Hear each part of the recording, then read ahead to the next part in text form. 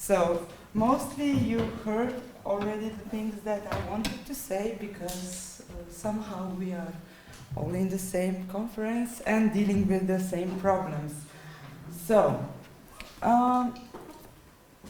my title was Vernacular is or was sustainable. So, this is the Prekmurje. As you see it, most pictures are from Prekmurje, where I come from. So let me show you. It's near the Hungary, Austria, and Croatia. Here we have kind of traditional usage of the materials that you all were talking about. So until 1919, we were part of Austro-Hungarian monarchy. The agriculture is was the main activity. So with that, we actually somehow combined the poverty, so the people were poor but satisfied, really happy. By us, vernacular architecture, some of it is still present. It's in decay, mostly it's torn down or abandoned, but somehow we struggle to do something with it. This region, because it came to Slovenian part late, is still interesting to research, to find something new. There are some things to show, though mostly it's the landscape that is nice. So, as all around the world, we have the same problematics. We have climate change, we have lack of water, and now we have a lot of water lately in this month. So we have also temperature extremes, also mobility changes, and industrial influence on the whole region. So how the buildings are built and actually where people go to. So the villages are mostly empty and the cities grow. So, okay. Used materials, as I mentioned, mostly wood, clay, and straw. So this is the picture how the bricks were made in Prekmurje. So it was a lot of action going on. All the village was actually somehow helping when something new was built. My focus is mostly on sustainability. And wood was locally accessible. Clay, local material, straw is grown each year. So somehow it was told to me that actually they did plan when the building in past will be built. So they grew the straw for the thatched roof. They did get the clay, and before the building was built, they did make the bricks, but this was after in new days. So, renewable natural sources, we used them, still do. So the sun, water, and the wind. The sun, it's accessible, we have to use it. Water, Mura River is really strong river. We used it for mostly the, not industrial part, but for the mills and stuff like that. Wind we used for the drying the, of everything that we produced. Objects that somehow I wanted to expose were houses, normal houses, and water mills and ice houses. That was as vernacular objects. So, the houses that were traditionally made in Prekmurje. Professor Juvanec gave me nice pictures. I don't have that nice pictures, so thank you. The normal house in Prekmurje in previous years were actually with thatched roof, with wood used, and from, made from the wood beams, and then plastered with the clay material, and then colored with white. So, but this white thing was actually every 2 years recovered, so they were white. As you see, they were using also the houses to dry some corn and stuff. And how to say, the houses were wisely planned, though by local people. So they were small, compact, they were oriented as they needed it. Actually, you know, to the north, yes, to the north, there were the things that they needed to be cold, and into the south, the other parts where it was nice to sit, and also all the time, you know, we have this part where it's dry, even though it's raining outside. So this is the house, and this is the other part for the household. But now the water mills, so I will go to the another object.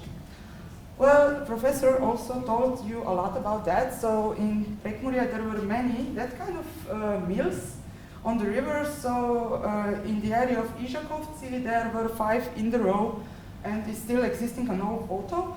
But now, actually, this one is still existing because this one was maintained, and now it's combined again and it's full. Well, this one was demolished, I think half 1 year ago, so it collapsed, but we got the funding to build it again. So the only existing is this one. Yeah, it's nice to see, though mostly this one is working, but that one was not working, actually. Though it would be nice to show to people how grains are torn down and everything.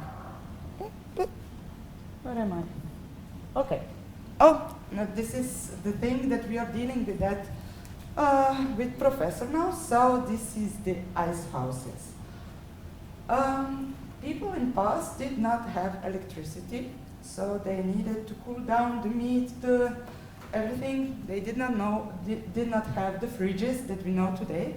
So in the winter time, the snow or the ice was gathered and brought into the ice houses. These are more newly built. That one is really the old one from Beltinci. This one from Lendava, and this is shown how the ice was actually made into the blocks to transport. These kind of objects were always made in the shadowy side, so always around the objects were, how to say, it could be whirled into the hill or covered with, oh, come on. Yeah, you see. Okay.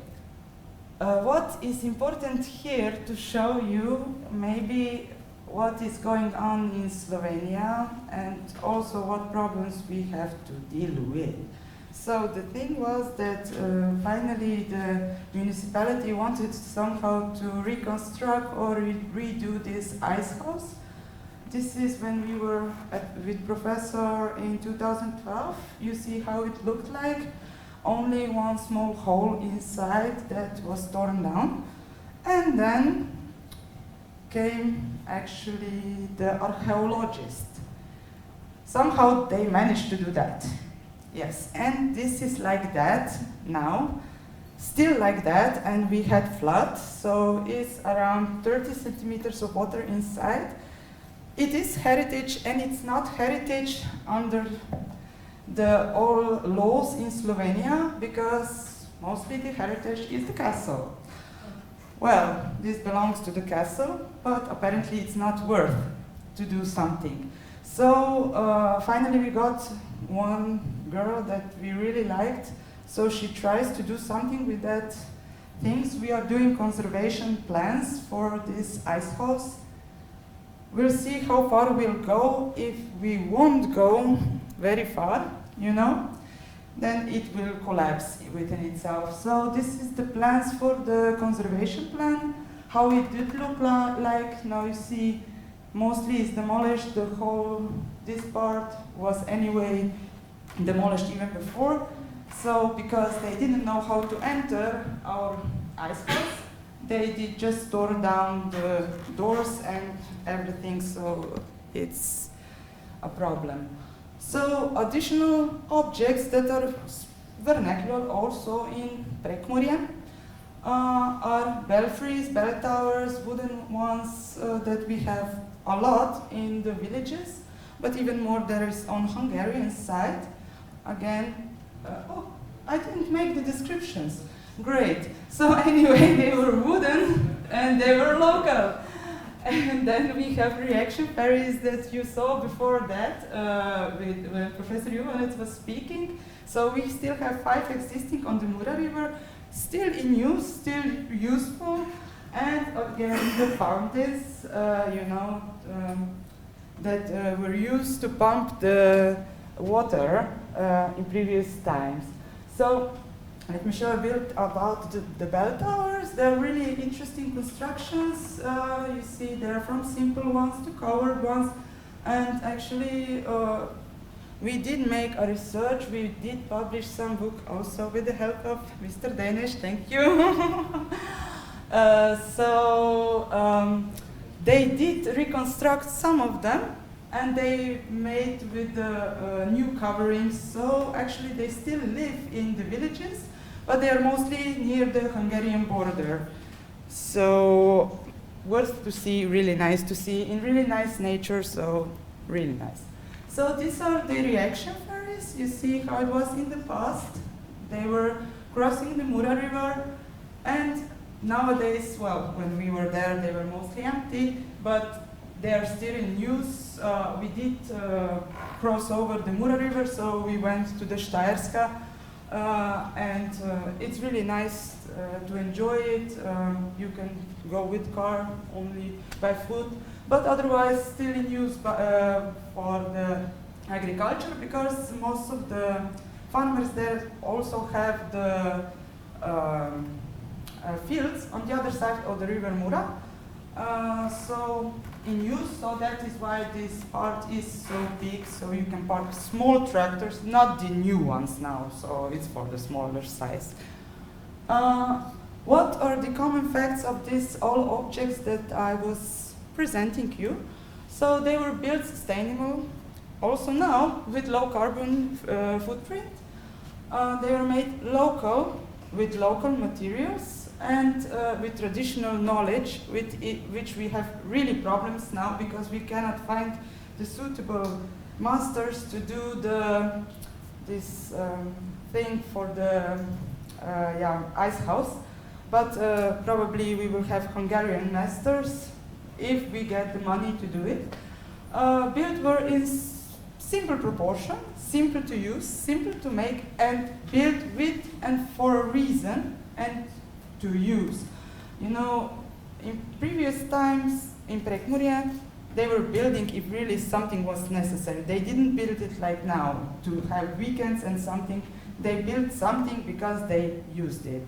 So the space was really important because they were small farmers. They didn't have a lot of place to farm, so everything was more smaller in other part of Slovenia. So what are the future challenges in this field? So statistics show that nowadays buildings are among biggest consumers of resources, and actually, you know, they are mostly using the materials when they are using the energy when they are produced. That is the problem.